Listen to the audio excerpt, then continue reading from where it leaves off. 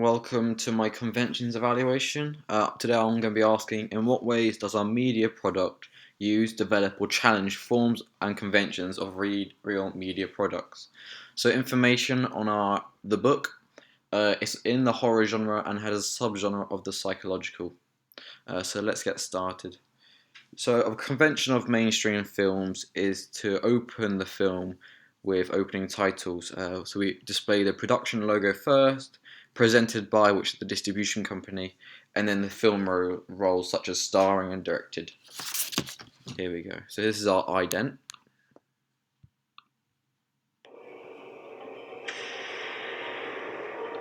That's the distributor company.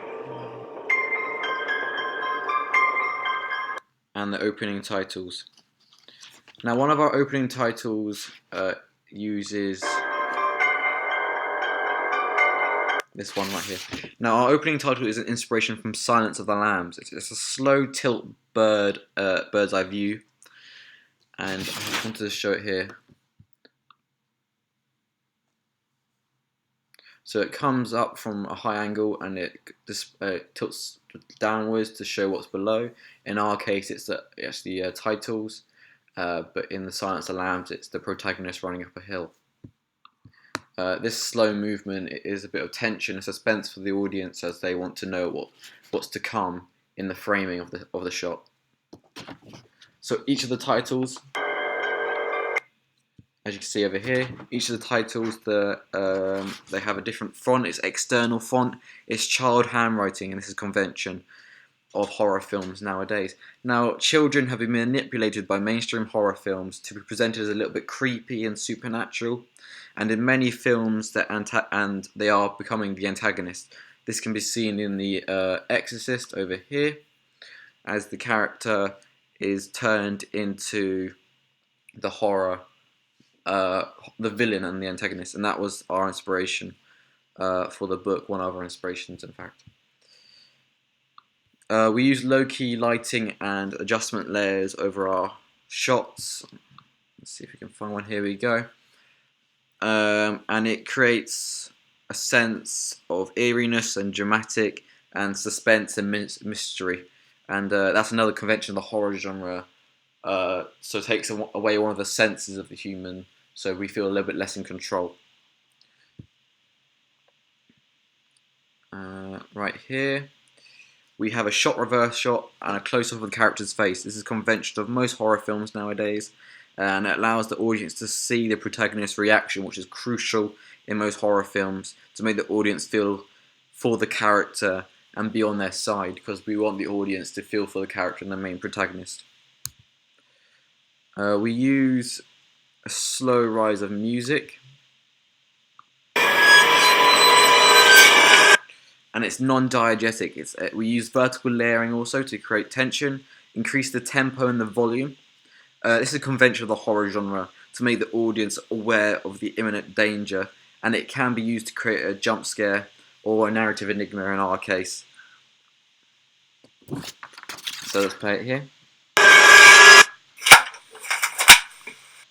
And as you heard from the audio, it cuts up straight away and it's back down to quite low tempo music. So here we have a high bird's eye view shot. Let's see if we can get this playing. Here we go. And this is to make the characters seem isolated. And it's a common type of cinematography found in horror films to make the audience feel powerful over the character, and the character feel vulnerable and isolated. We use an editing technique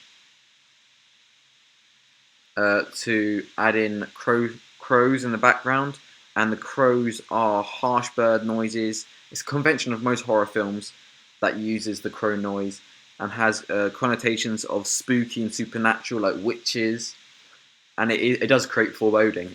You would normally see them in funeral grounds and stuff like this, so when you hear a crow noise in a horror film, the audience automatically feel there's something going wrong. You heard it there.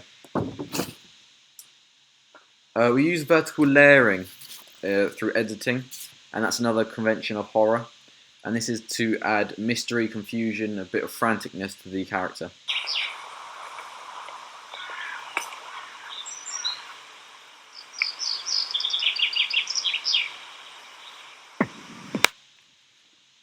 The quick change of equilibrium, as it's silent through the walk, not really any music in the background, and non-diegetic music starts to play and it rises to suggest an evil nature of her picking up the newspaper. The red, which you can see on the screen, has connotations of blood, danger, which is also a horror convention.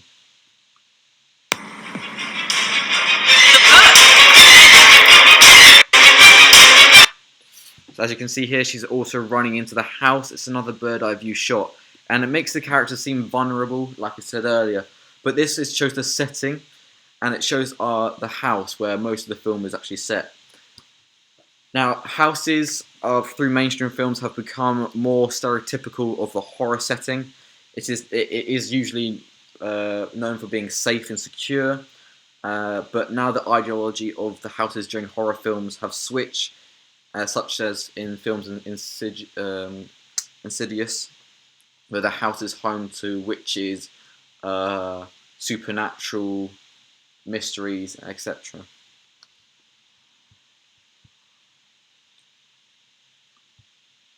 So we use shot reverse shot again, and we use it to get reaction off the character.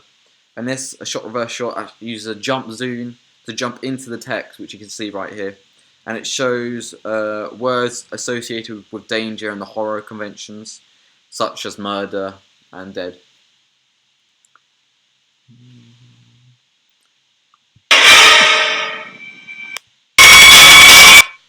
Now, if I go back slightly, you can hear the music.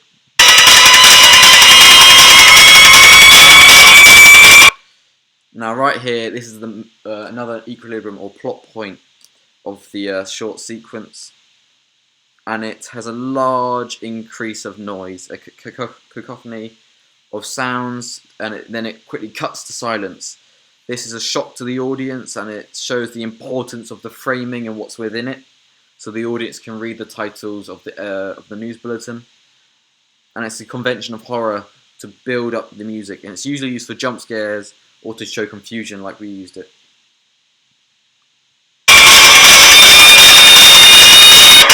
And then silence to show the importance of the framing.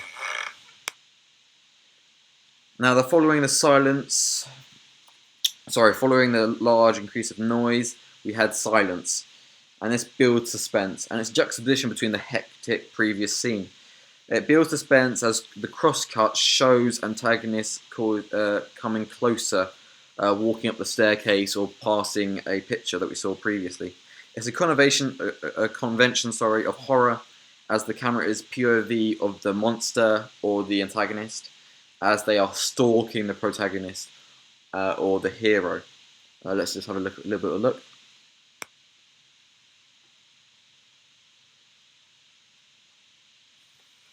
This shows the character walking past the candles with the shadow, another convention of horror, and a POV as they walk towards the door.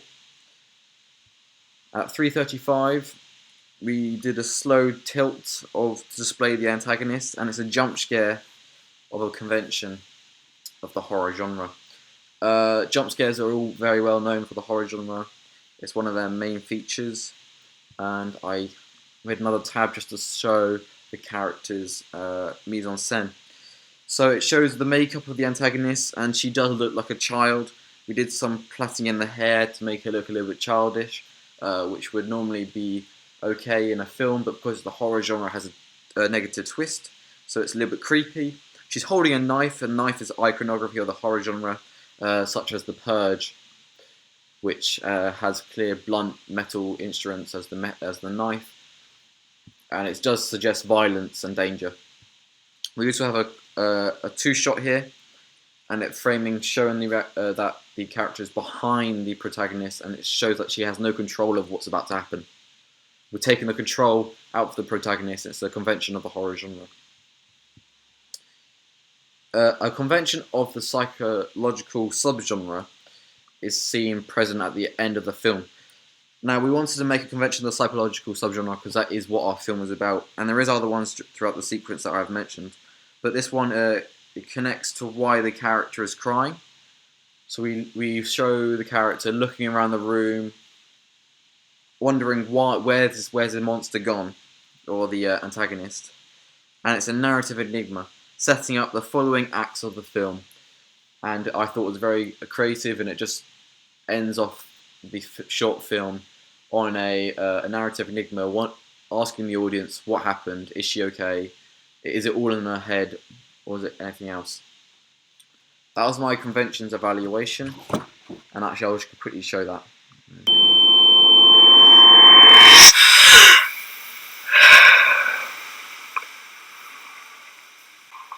There we go. So that was my conventions evaluation. I hope you enjoyed. I did try to mention all the micro features as they were crucial throughout the process of filming. I did get inspiration from The Silence of the Lambs, Sixth Sense. Personally, I thought the psychological subgenre in those films were crucial in our and could be used in our film. But like I said, The Purge and The Exorcist were useful as well. You can see the other evaluations on my blog posts. Thank you very much.